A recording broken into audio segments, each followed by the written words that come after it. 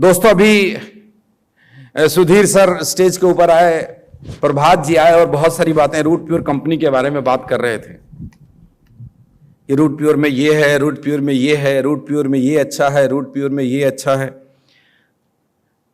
जितनी भी बातें इन लोगों ने करी, उस सबसे बढ़कर रूट प्योर में जो सबसे अच्छी बात है कि रूट प्योर में हमारे लीडर बहुत अच्छे हैं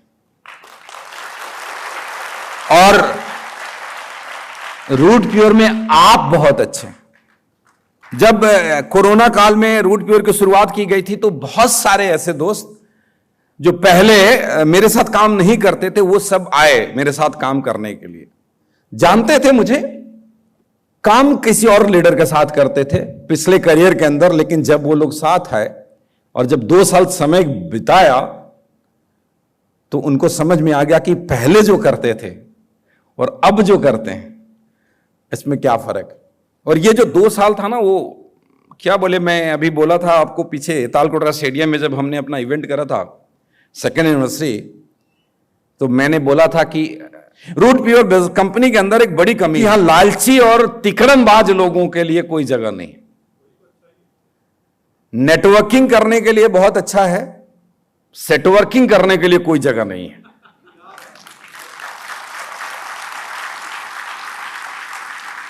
जिनको जो बिजनेस के रूप में देखते हैं, जिनको सिर्फ मॉनेटरी बेनिफिट के रूप में देखते हैं, वो शायद हमारे साथ लंबे नहीं चल पाएंगे। लेकिन जो एक मिशन के रूप में देखते हैं, जो मिशन हमने उठाया है कि हिंदुस्तान में जन जन तक, घर घर तक एक स्वस्थ और समृद्ध भारत का निर्माण करना है, जो मिशन के साथ काम करेंगे उनके लिए रूट प्योर बहुत अच्छा। यस और नो? और अब दोस्तों, मैं रूट प्योर से पहले बात करूंगा इस इंडस्ट्री की, क्योंकि हम कुछ भी करते हैं तो जिस इंडस्ट्री में हम काम कर रहे हैं, अगर उस इंडस्ट्री में पोटेंशियल नहीं है तो किसी कंपनी में पोटेंशियल नहीं हो सकता। हाँ या ना? जिस देश में पोटेंशियल नहीं है, उस देश के अंदर किसी कंपनी में पोटेंशियल नहीं हो सकता। तो एक बात तो बड़ा क्लियर है कि हम लोग जिस देश में रहते हैं, फॉर्चुनेटली हम जहां पे रहते हैं, जहां पे हम पैदा हुए, जहां पे हम ग्रो किए, जहां पे हम काम धंधा रोजगार व्यापार करते हैं, उस देश के अंदर बहुत पोटेंशियल है। इसमें कोई डाउट है? दुनिया में बहुत तेजी से डेवलप करने वाली कंट्री है Hindustan. And personally I feel proud to be an Indian.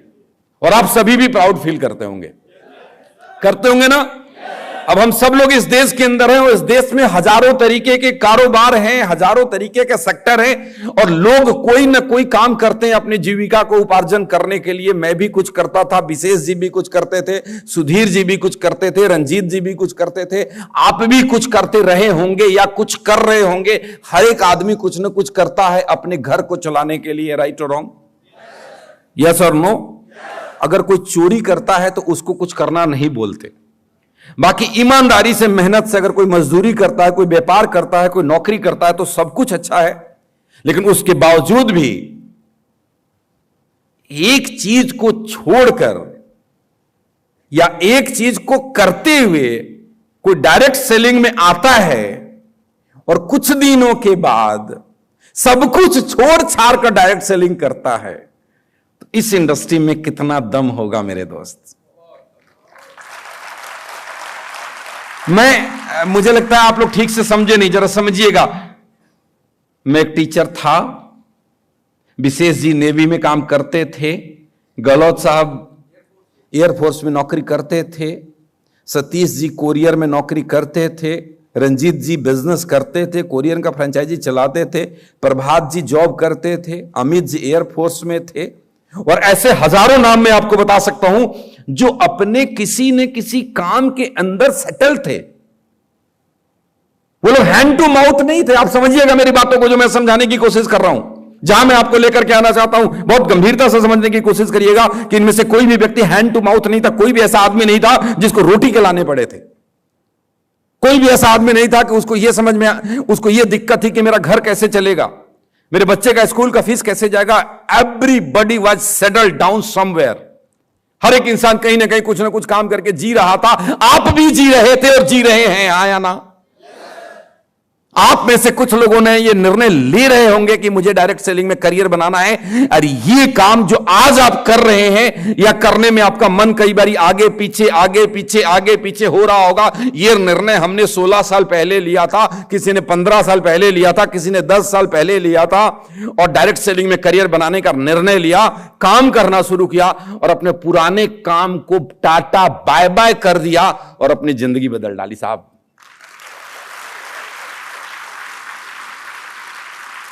तो मैं आपको इतने सारे एग्जाम्पल आपको इसलिए दिया कि पतीले के अंदर से 4 चावल निकाल करके ऐसे दबा दोगे तो समझ में आ जाएगा कि चावल बनकर तैयार हो गया या कच्चा है। तो इंडस्ट्री के अंदर से बड़े सारे एग्जाम्पल ऐसे हैं जो बताता है कि इंडस्ट्री में कितना पोटेंशियल है। Any doubt? कोई शक है? कोई शक है? इंडस्ट्री में पोटेंशियल है, रूट प्योर में पोटेंशियल है, प्रोडक्ट में पोटेंशियल है, लीडर में पोटेंशियल है, सब में पोटेंशियल है। लेकिन बावजूद उसके एक सच और भी है कि जब हम, ये दुनिया इतनी बेरहम है कि जब हम किसी के सामने जाकर के डायरेक्ट सेलिंग बिजनेस के बारे में बात करते हैं तो उसका पहला रिएक्शन ऐसे आता है कि हम पता नहीं क्या है। यह भी एक सच है, सच है। मैं ना उस सब चीजों से पर्दाफाश करने वाला हूं। यह सच है ना? यह सच है कि डायरेक्ट सेलिंग से लोगों की जिंदगी बदली है, बदलती है, बदल रही है, बदलती रहेगी। लेकिन यह भी सच है कि बहुत सारे लोग आपको मिलेंगे जो बोलेंगे कि डायरेक्ट सेलिंग से लोग बर्बाद हो जाते हैं। क्या आपको ऐसा कहने वाला कोई मिला? सर, ज्यादातर लोग यही बात बोलेंगे। कोई पहला कंपनी का फाउंडर होगा जो ऐसी बात कर रहा होगा। यह भी सच है कि डायरेक्ट सेलिंग के अंदर बहुत बड़ी दुनिया है जो नाकामयाब है, जो फेलियर है, जो कहता है कि बहुत बेकार इंडस्ट्री है, जो कहता है इससे कुछ भी नहीं हो सकता और न जाने क्या क्या कहता है। यानी मैं नट सेल में बोलूं तो जो इतनी बड़ी आबादी जो फेल है उसका कारण क्या है? स्लाइड ये लिखा हुआ है कि why do people fail in the direct selling business. जब डायरेक्ट सेलिंग इतना अच्छा है, जब डायरेक्ट सेलिंग से काम करते हुए एक एयरफोर्स की आदमी नौकरी छोड़ता है और 5.5 करोड़ का घर खरीदता है, डायरेक्ट सेलिंग करते हुए एक आदमी अपने रनिंग बिजनेस को बंद करता है और करोड़ों रुपए कमा करके लाखों लोगों के घर में खुशियां पहुंचाता है, यह सच है। इस पे मैं लगातार महीनों महीना बहस करने को तैयार हूं दुनिया के किसी भी इंसान से। लेकिन यह भी सच है कि बहुत सारे लोग फेलियर है। आप सहमत हो रहे हैं मेरी बातों से? आपको समझ में आ रही है, नहीं आ रही है मेरी बात को? ये दोनों ही सच है साहब। मुझे याद है, एक इंसिडेंट याद आ गया। आप में से कितने लोग अक्षरधाम मंदिर घूमने के लिए गए हैं? बहुत सारे लोग गए हैं। तो अक्षरधाम मंदिर जब घूमने जाते हैं ना तो उसमें शोज दिखाते हैं कई सारे।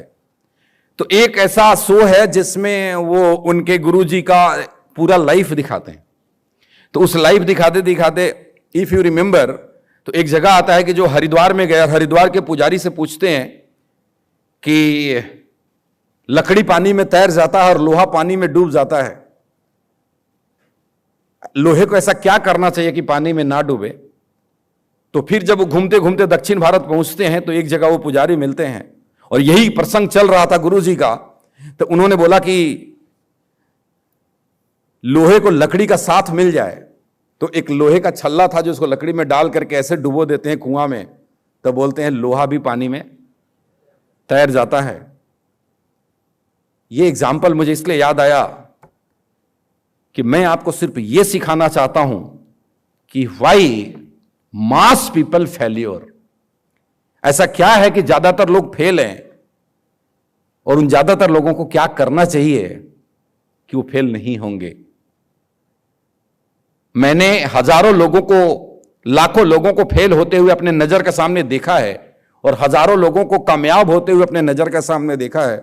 और इस अनुभव के आधार पर मैं कुछ ट्रेनिंग लेकर के आया हूं कि लोग फेल क्यों होते हैं, क्या करते हैं तो फेल करते हैं, फेल हो जाते हैं, और क्या नहीं करेंगे तो फेल नहीं होंगे, और क्या करेंगे तो पास हो जाएंगे। जो आज मैं आपको सिखाने वाला हूं और ये लिख कर देने को तैयार हूं कि अगर आप इसको अक्षरशः पूरा करेंगे तो इस सीट पे बैठा हुआ हर एक आदमी आने वाले वक्त में डायमंड होगा और इधर स्टेज पे खड़े होकर अपनी जीवन की कहानी दुनिया को बता रहा होगा।